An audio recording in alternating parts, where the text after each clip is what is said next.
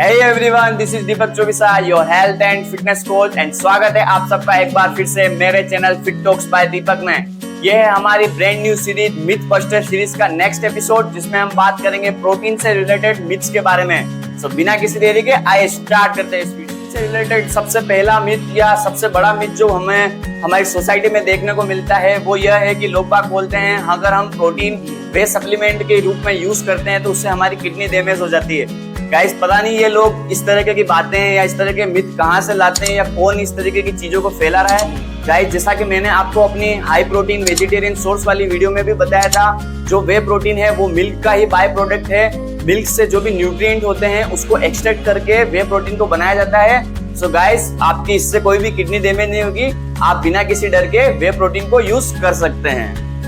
And guys इससे जुड़ी मुझे एक और चीज अभी जस्ट वीडियो बनाते बनाते याद आई है। सो गाइस मैं आपको इसी वीडियो में इसी टाइम पे बता देता हूँ, जब न्यू बॉर्न बेबी होता है तब उसको हम अपनी माँ का दूध देते हैं, मीन्स उसकी माँ का दूध देते हैं। सो उस माँ के दूध में या मदर मिल्क में 80% वे होता है। डेट टाइम बच्चे को उससे कोई दिक्कत नहीं होती और उसमें बहुत सारे न्यूट्रिएंट होते हैं जिससे बेबी हेल्दी रहता है। सो गाइस जैसे कि मदर मिल्क में भी 80% वे कंटेंट होता है, हमारा वे प्रोटीन भी उस मिल्क का ही बाय प्रोडक्ट है, उससे न्यूट्रिएंट को एक्सट्रैक्ट करके बनाया जाता है। सो गाइस आप बिना किसी डर के इसको यूज कर सकते हैं। एक बात और गाइस, अगर आपने अभी तक मेरी top 5 vegetarian high protein source वाली वीडियो नहीं देखी है तो डिस्क्रिप्शन में मैं उसका लिंक दे रहा हूँ, आप वहां जाके उसको चेकआउट कर सकते हैं। और अगर आपने अभी तक मेरे इस चैनल को सब्सक्राइब नहीं किया है तो सबसे पहले जाके चैनल को सब्सक्राइब करें, बेल आइकन को प्रेस करके नोटिफिकेशन को ऑल पे सेट करें, जिससे जब भी मैं अपने न्यू वीडियो पोस्ट करूं उसको आपका नोटिफिकेशन जरूर मिले। गाइस वे प्रोटीन से रिलेटेड या अदर प्रोटीन से रिलेटेड एक और सबसे बड़ा मिथ है, अगर हम जरूरत से ज्यादा प्रोटीन लेते हैं तो प्रोटीन वेस्ट हो जाता है। सो गाइस ऐसा कभी नहीं होता। सबसे पहले तो मैं आपको बताता हूँ कि जब हम प्रोटीन लेते हैं तो सबसे पहले वो अमीनो एसिड में ब्रेक डाउन होता है। देन हमें जहाँ भी बॉडी में उसकी जरूरत होती है, मसल रिपेयर्स में या सेल्स में, बॉडी के नरिशमेंट्स में, वो वहां पे यूज हो जाता है। और अगर हम उसको ज्यादा कंज्यूम करते हैं तो सेकेंडली वो जाके स्टोर होता है अमीनो एसिड्स पूल में। देन उसके बाद वो स्टोर होता है हमारे एडिपोज टिश्यूज में। सो गाइस ये बिल्कुल एक गलत मिथ है। आप चाहें तो प्रोटीन अगर आपकी डेली रिक्वायरमेंट से आप ज्यादा भी यूज कर रहे हैं कभी कभार तो इससे आपको कोई साइड इफेक्ट नहीं होंगे, वो आपके अमीनो एसिड्स पूल्स में जाके स्टोर होगा। एंड देन आपको कभी भी उसकी जरूरत होगी तो आपकी बॉडी डेट टाइम पे उसको रिलीज कर देती है। एंड गाइस एक चीज मैं आपको और क्लियर कर देता हूँ कि चाहे आप वेजिटेरियन हो या नॉन वेजिटेरियन हो, ये चीज अक्सर देखी गई है या रिसर्चेस भी बताती है, या आप अपने फ्रेंड से, अपने साथ में लोगों से, कलीग से पूछ सकते हैं कि वो अपना प्रोटीन इंटेक कभी पूरा कर भी पाते हैं या नहीं। क्योंकि गाइस अगर आप किसी भी तरह का डाइट प्लान फॉलो करते हैं, आप उसका जो भी अपना वेजिटेरियन हो या नॉन वेजिटेरियन हो, उसका प्रोटीन इंटेक कभी भी 100% पूरा नहीं हो सकता। बहुत रेयरली चांसेस होते हैं जो कि एथलीट्स होते हैं या बॉडी बिल्डर्स होते हैं या बहुत ज्यादा जो मेहनत करते हैं वही लोग अपना प्रोटीन इंटेक हमेशा पूरा कर पाते हैं। वरना जो भी नॉर्मल जिम गोअर्स हैं लाइक मी या एंड आप जो भी जिम्स जाते हैं, वो लोग बहुत 99% चांस होते हैं अपना कभी भी प्रोटीन इंटेक पूरा नहीं कर पाते।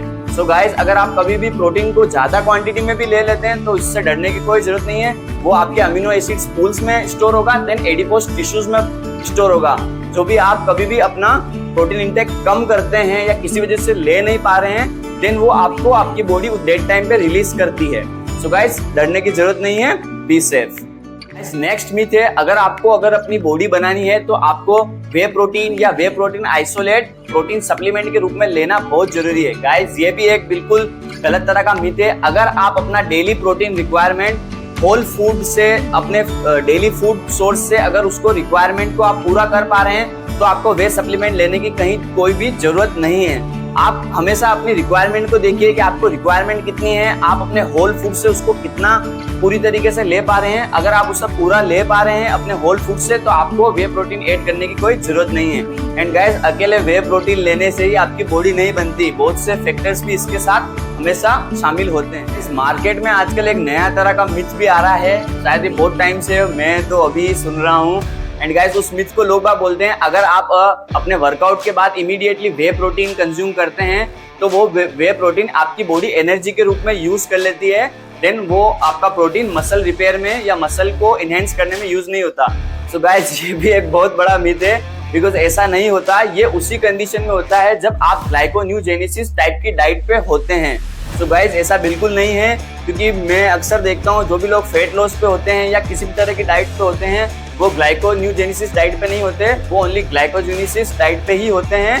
दैट्स व्हाई उनका प्रोटीन एनर्जी के रूप में यूज नहीं हो सकता। अगर वो ग्लाइकोन्यूजेनेसिस डाइट पे होंगे तभी उनका जो प्रोटीन होता है वो एनर्जी के रूप में यूज होगा। दैट टाइम आपके जो भी कार्ब्स होते हैं बिल्कुल लो क्वांटिटी में होते हैं या ना के बराबर होते हैं। सो गाइस ये भी एक बिल्कुल गलत तरह का मिथ है। आप अपने वर्कआउट के बाद कभी भी उसको प्रोटीन को यूज कर सकते हैं, उसके साथ आपको किसी भी तरह के डेट टाइम कार्ब्स लेने की जरूरत नहीं है। सो गाइस ये था आज का वीडियो प्रोटीन से रिलेटेड मिथ्स के बारे में। अगर आपको ये वीडियो पसंद आता है तो प्लीज वीडियो को लाइक कर दीजिएगा। एंड अगर आपने मुझे अब तक मेरे इंस्टाग्राम पे फॉलो नहीं किया है तो आप मुझे इंस्टाग्राम पे जाके फॉलो कर सकते हैं। मैंने अपनी इंस्टाग्राम आईडी का लिंक डिस्क्रिप्शन में दे दिया है, तो जाइए जाके एक बार चेकआउट जरूर कीजिए। एंड मिलते हैं नेक्स्ट वीडियो में, तब तक के लिए stay happy and stay healthy.